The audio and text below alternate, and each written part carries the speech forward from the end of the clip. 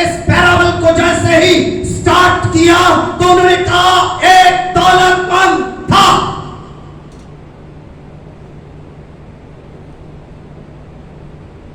اس دولت مند کا ذکر کرتے ہوئے خداوند یسوع مسیح نے اس کے لباس کا ذکر کیا کہ وہ اگوانی لباس پہنتا تھا, وہ مہین کپڑے پہنتا تھا.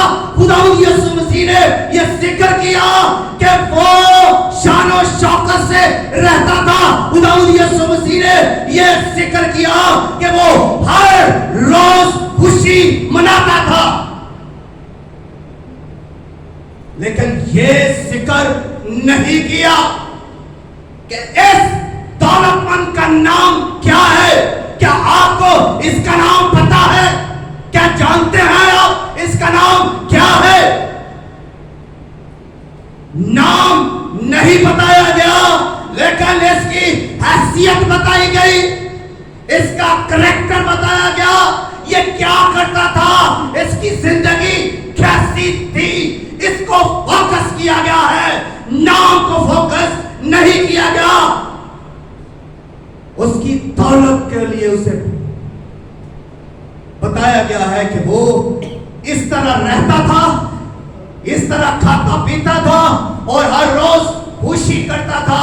اس کی وجہ سے یہ دولت مند تھا.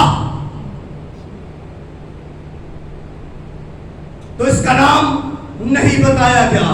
اگر اس کا نام بتایا جاتا تو کیا ہوتا؟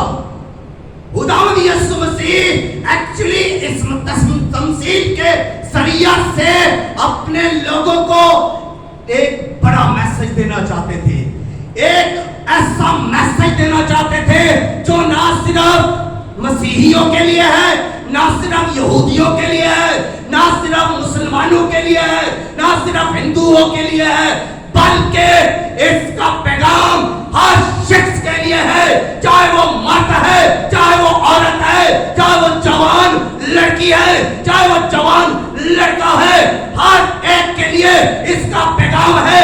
چاہے وہ عربی ہے, اجمی ہے, انگریزی بولتا ہے, اردو بولتا ہے, پنجابی بولتا ہے, کہیں پر بھی رہتا ہے, ہندوستان میں رہتا ہے, پاکستان میں رہتا ہے, یورپ, امریکہ, کینیڈا, کہیں پر بھی وہ رہتا ہے, کسی بھی قوم سے اس کا تعلق ہے, کسی بھی معاشرے سے وہ ہے, کسی بھی قبیلے سے ہے, کسی بھی گھرانے